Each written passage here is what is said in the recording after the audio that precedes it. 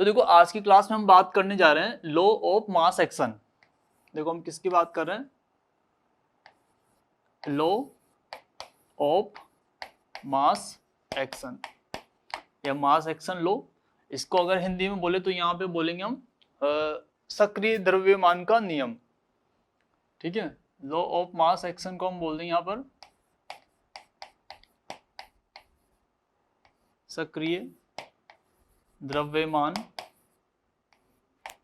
का नियम। ठीक है, LMA, ये आपको बहुत सी बार LMA भी लिखा हुआ मिल जाएगा। LMA का मतलब लॉ ऑफ मास एक्शन। सबसे पहले बात करें कि इस नियम के बारे में हमें किसने बताया, तो हालांकि वो याद नहीं रखना आपको, पर थोड़ा सा मैं एक पॉइंट यहाँ में लिख दूं। इसे, इस नियम को किसने दिया, तो यहाँ पे आप लिखोगे इसे गुलबर्ग एंड वागे ने दिया। ठीक है, एंड वागे, ये दोनों साइंटिस्ट थे, इन्होंने इसके बारे में बताया, वागे ने दिया। इस तरह के क्वेश्चन हालांकि बहुत कम आते हैं एग्जाम में, आते नहीं जनरली, परंतु आपको ध्यान रखना है। अब देखो पहले हम समझते हैं कि ये नियम क्या बोलता है, क्या बताना चाह रहा मैं। तो देखो इसके लिए मैं एक इक्वेशन लिख रहा हूं यहाँ पर, उसको आप ध्यान से देखना फिर समझते हैं।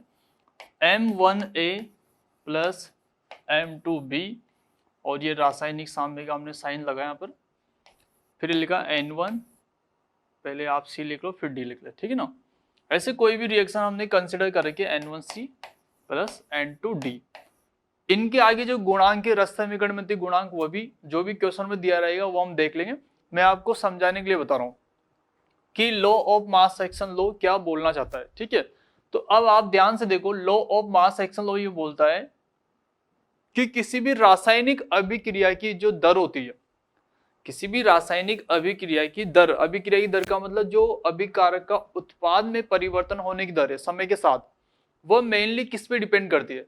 आप मुझे बताओ, किसी भी रासायनिक अभिक्रिया में जो उत्पाद का निर्माण होता है वो किससे होता है, अभिकारक से होता है।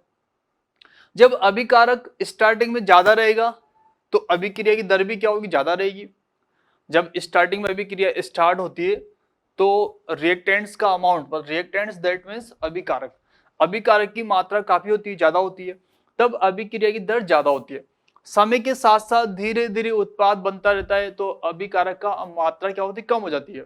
इसका मतलब ये होता है कि जो अभिक्रिया की दर है वो भी धीरे धीरे कम होने लग जाती है। ठीक है, तो देखो ये नियम ये बोलता है कि किसी भी रासायनिक अभिक्रिया की जो दर होती है, दर को हम यहाँ पे R लिखेंगे। ठीक है, दर is directly proportional concentration of reactants.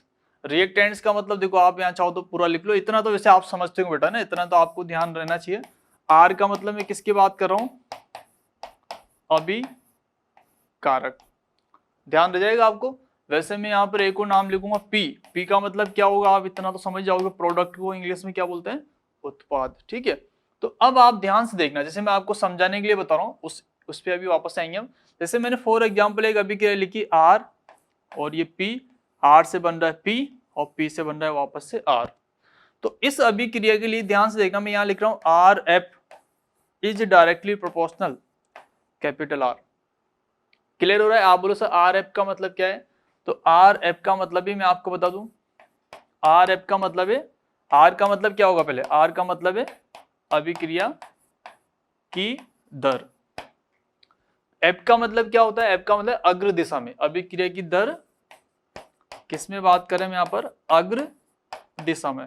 तो ये कुछ ऐसे वर्ड आएंगे, इनको समझ जाओ एक बार पहले। RF का मतलब मैं क्या बोलूंगा, वैसे एक वर्ड में लिख दूंगा यहाँ पर RB, तो B का मतलब यहाँ बैकवर्ड मतलब पश्चिम दिशा, अभिक्रिया की दर। F का मतलब यहाँ पे क्या बोलोगे, पश्चिम दिशा, जिसको फॉरवर्ड बोलते हैं हिंदी में, सॉरी B है ना, बैकवर्ड है ना, तो इसको पश्चिम दिशा बोलते हैं।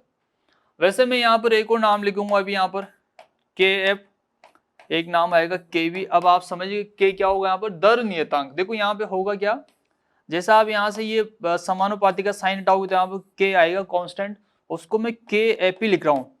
आप बोलो सर ये KF का मतलब क्या हुआ, तो KF का मतलब यहाँ लिखे हम दर नियतांक। KF को हम क्या बोलेंगे, दर नियतांक। ठीक है, और ये कौन सी दिशा में, F का मतलब है अग्र दिशा वाला, इसको हम बोल देंगे अग्र दिशा।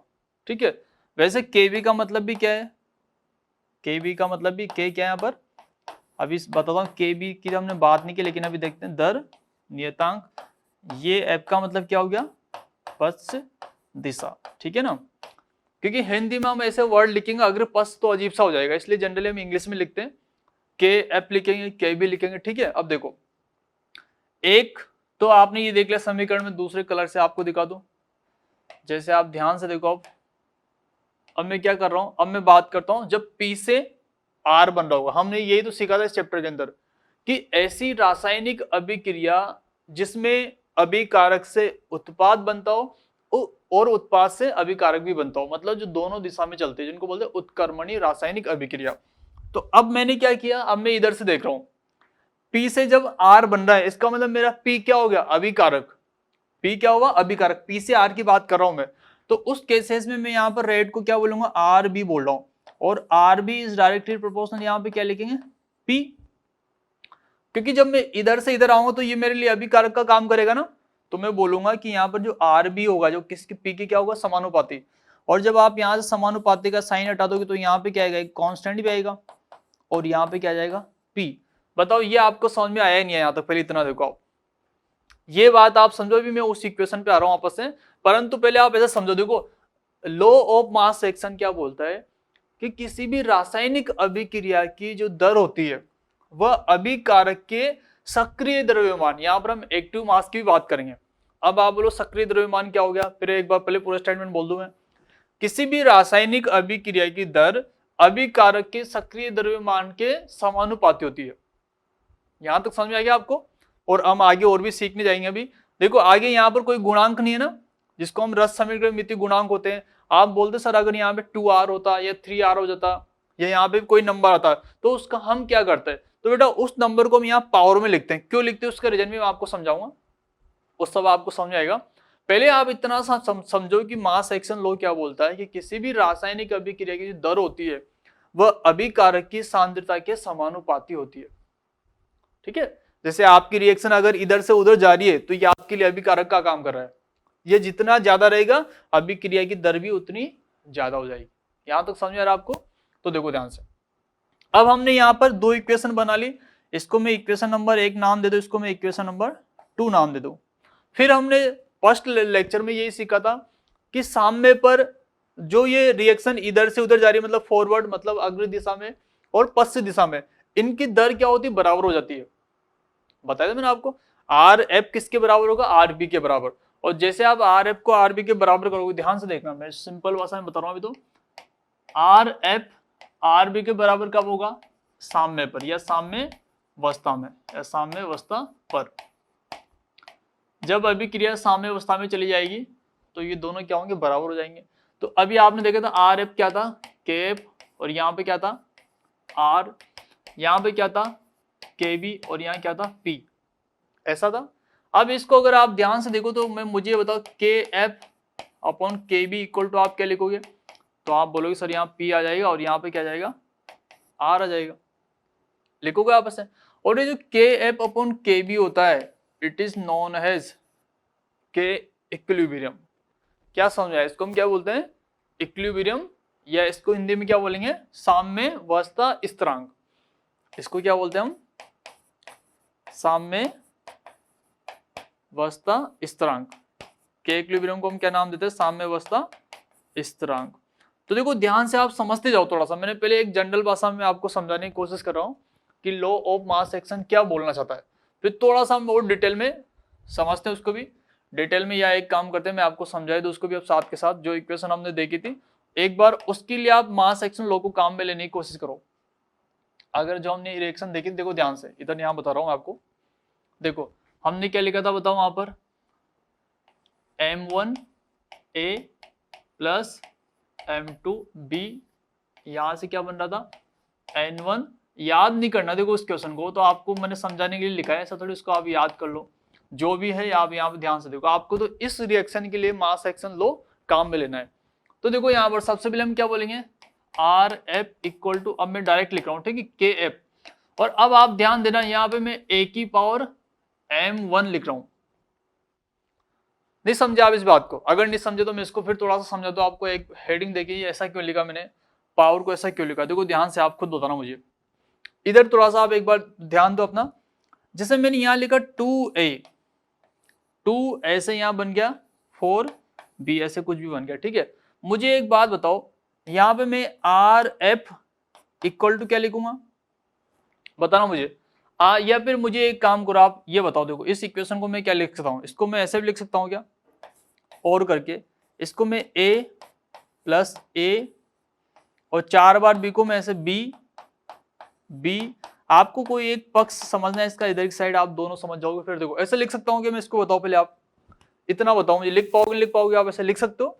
तो आप मुझे बताओ यहाँ से आर एफ इक्वल टू के एफ, ए लिखोगे आप यहाँ पर, ये ए क्या है अभिकारक, ये भी क्या है अभिकारक।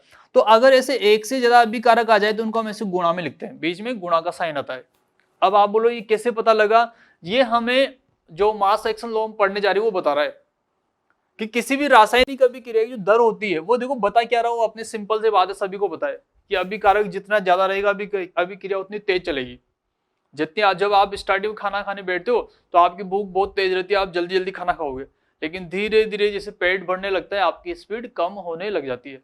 सिमिलरली बेटा यहाँ पे भी वैसे होता है, जब अभिकारक का मात्रा ज्यादा होती है तो अभिक्रिया की दर भी क्या होती है, ज्यादा होती है।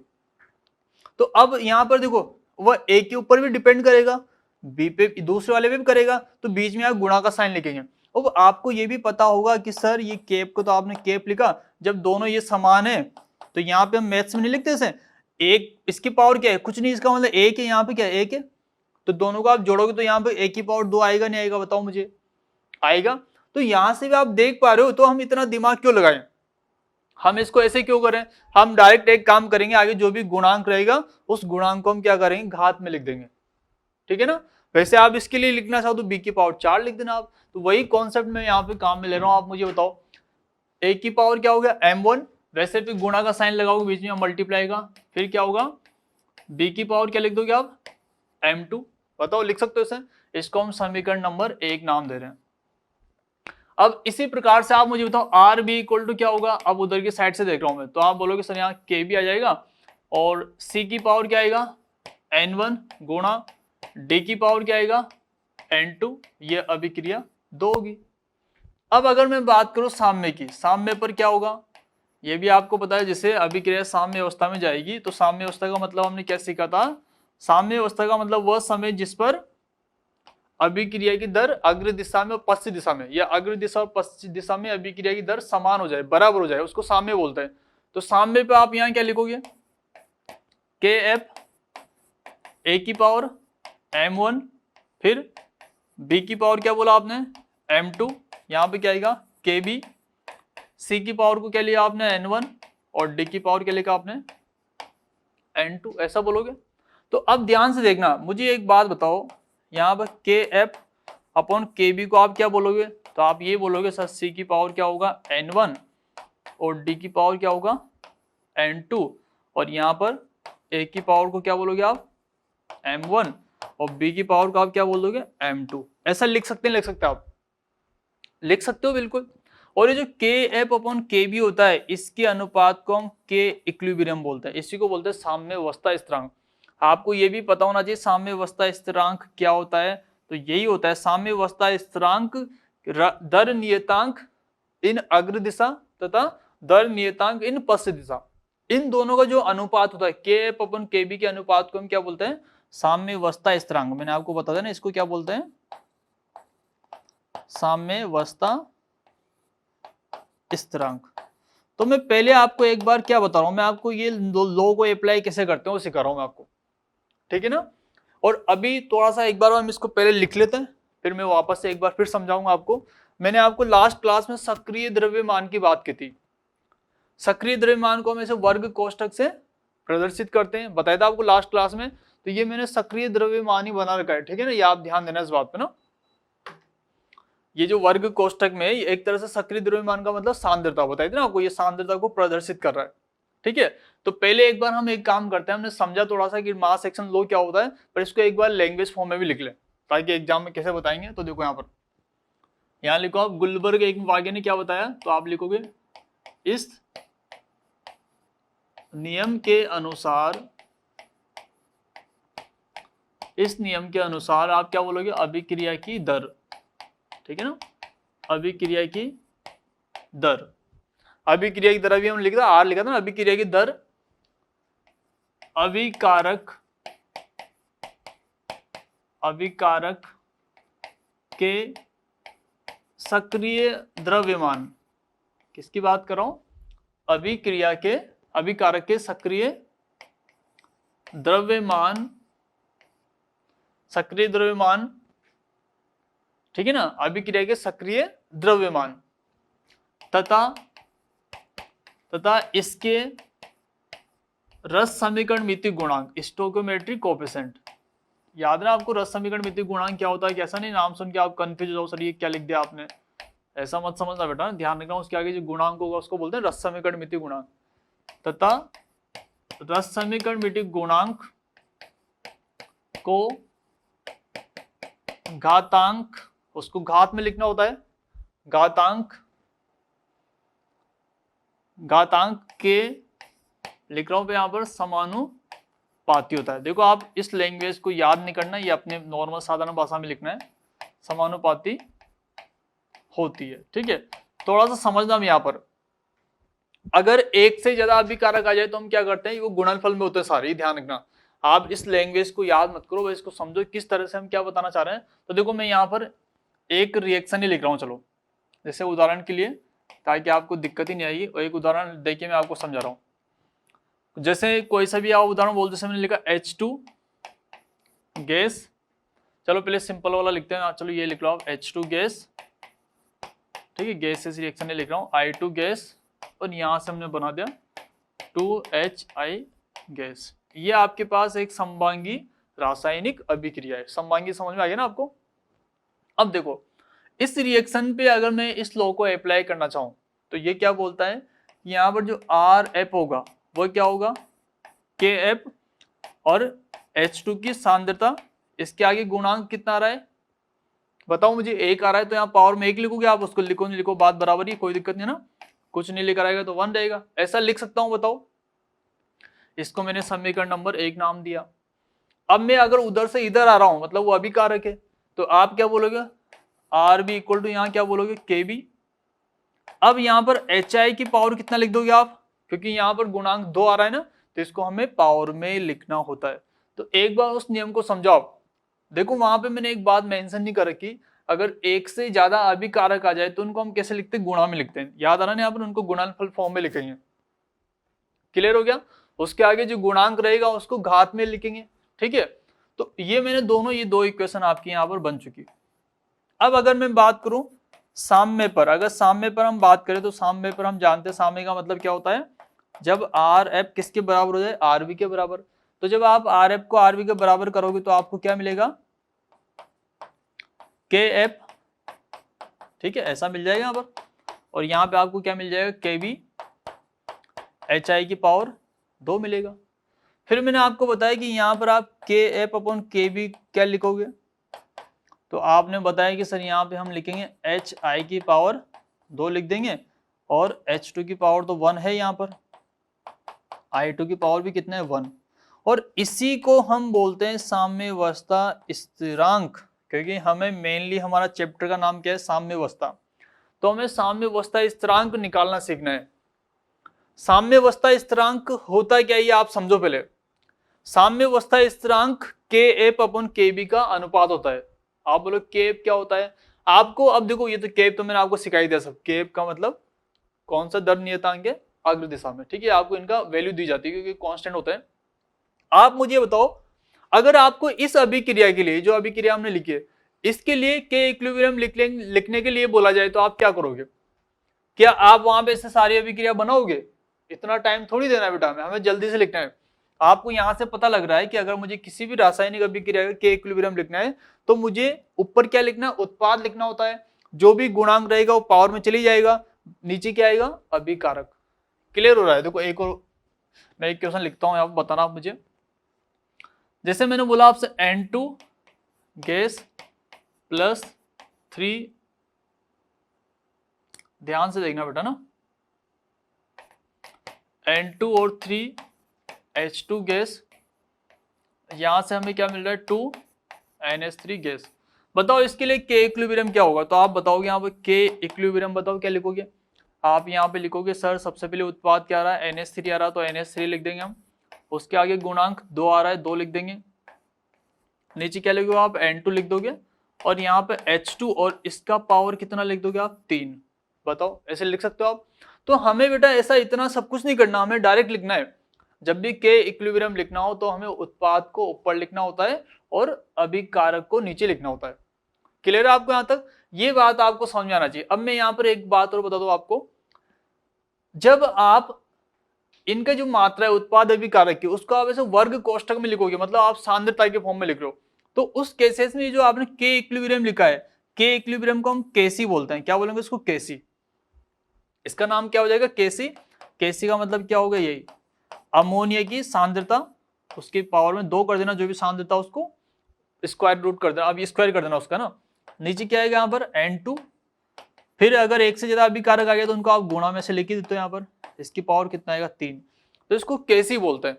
अगर आप अभिकारकों और उत्पादों की मात्रा को सांद्रता के फॉर्म में लिख रहे हो तो उसको क्या बोलेंगे Kc। वहां पर जो इक्विलिब्रियम नियतांक रहेगा, दर क्या बोलते हैं साम्यावस्था नियतांक, उसको हम क्या बोलेंगे Kc।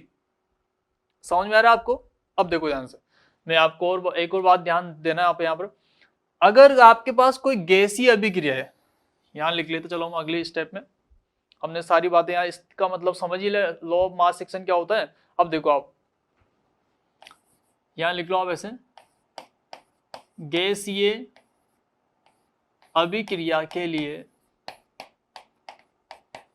गैसीय अभिक्रिया के लिए साम्यावस्था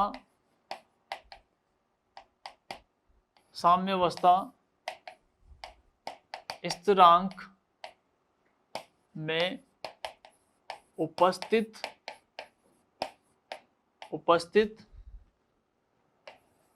व्यंजकों, अभी मैं आपको समझा दूंगा, ये हिंदी है बेटा, शुद्ध हिंदी लिख रहा हूं यहाँ पर, व्यंजकों के लिए उनके आंशिक दाब काम में लेते हैं। ठीक है ना, ये आपको ये लैंग्वेज पे ध्यान नहीं देना, आंशिक दाब लिखते हैं या बोल दो आप, ठीक है, क्योंकि इसीलिए तो बेटा ज्यादा शुद्ध हिंदी में जाओगे तो फिर बहुत दिक्कत आएगी, तो आप लैंग्वेज पे ध्यान मत दो, आप तो समझो बात को। देखो जैसे अभी मैंने अभी क्रिया लिखी थी N2 3H2, ये क्या गैस है, ये भी गैस है। अगर रासायनिक अभिक्रिया में कोई भी उत्पाद या अभिकारक गैस आ जाए तो हम वहां पर आंशिक दाब काम में लेते हैं। ऐसा नहीं कि सांद्रता नहीं लिख सकते, लिख सकते हैं, ऐसा कोई दिक्कत नहीं है। मतलब गैसीय अभिक्रिया के लिए हम Kc और Kp दोनों ही कैलकुलेट कर सकते हैं। ठीक है ना। अब ध्यान से देखो, अगर मैं इसका इक्विलिब्रियम कांस्टेंट लिखूं K इक्विलिब्रियम, तो आप क्या बोलोगे, मैं यहाँ बोलोगे सर ऊपर NH3 की सांद्रता आएगी, लेकिन मैं इसको अब आंशिक दाब की फॉर्म में लिखना चाहता हूं, तो PnH3 याद आ रहा आपको, ऐसे लिख सकता हूं। ठीक है, वैसे नीचे क्या आएगा, आप इतना ध्यान रखो दिमाग में कि जब भी हमें साम्यावस्था स्थिरांक लिखना है, ऊपर हमेशा उत्पाद आता है, नीचे क्या आता है अभिकारक। ठीक है, तो यहाँ पे आप क्या लिखोगे Pn2, इसके आगे गुणांक 1 आ रहा तो पावर में 1 ही रहेगा, वैसे मैंने यहाँ लिखा PH2 और पावर में 3। अब यहाँ पे थोड़ा सा मैं आपको बता दूं PnH3 का मतलब क्या है, हालांकि मैंने बता रखा आपको, ये भी PnH3 का मतलब है NH3 का आंशिक दाब। NH3 गैस, ये भी ध्यान रखना ना, आंशिक दाब के बाद हम गैस के लिए करेंगे, NH3 का आंशिक दाब। समझ रहे हो आप इस बात को। वैसे अगर मैं आपसे बोलूं, किसकी बात करता हूं आपसे, अगर मैंने आपसे बोला यहाँ पर कोई भी समझाने के लिए बता रहा हूं आपको, PH2 का मतलब क्या हो गया, H2 का आंशिक दाब। बताओ समझ गया आप यहाँ पर। तो अब अगर हम कभी भी साम्यावस्था स्थिरांक को आंशिक दाब के रूप में लिखते हैं तो इसको हम क्या बोलते हैं, इसको बोलते हैं Kp। समझ रहे हो बेटा इस बात को, इसे हम क्या बोलते हैं Kp। अगर आप सांद्रता की फॉर्म में लिखोगे तो उसे Kc बोलोगे, ये आप ध्यान देना।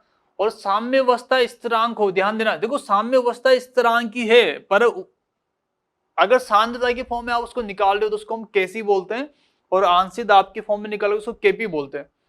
होगा क्या, दोनों की जो इकाई है वो चेंज होगी, बस बाकी सब कुछ सेम ही रहेगा। समझ लो आप बात को बेटा, देखो इधर ध्यान से देखो आप। अगर मैं आपसे यहाँ पर एक बात और नोट करके लिखूं यहाँ पर, नहीं तो फिर आपको ध्यान रखना पड़ेगा थोड़ा सा। इंपॉर्टेंट बात क्या है कि जो के इक्विलिब्रियम होता है, के इक्विलिब्रियम बोलूं मैं यहाँ पर, या कैसी बोलूं, या मैं यहाँ पर केपी बोलूं, इनका जो मान होगा वो ओनली ऑन, केवल और केवल किस पे डिपेंड करेगा बताओ। मैं आपको बोल चुका ना कि जो साम्यावस्था स्थिरांक होता है उसका मान केवल और केवल तापमान पर ही निर्भर करता है, बाकी ऐसा भी कोई सा कारक नहीं है जो इसको चेंज कर पाएगा। तो यहां पर हम नोट करके लिखते हैं कि ये जो भी मैंने लिखे जितने का मान केवल तापमान, जब तक रासायनिक अभिक्रिया में तापमान में परिवर्तन नहीं होगा इनका मान नियत रहेगा, इसीलिए इनको कांस्टेंट बोलते हैं। केवल तापमान पर निर्भर, तापमान पर निर्भर करता है। ये बात आप समझ रहे हो बेटा, एक बार आप इसको ध्यान से देखो इन सब चीजों को, ठीक है ना।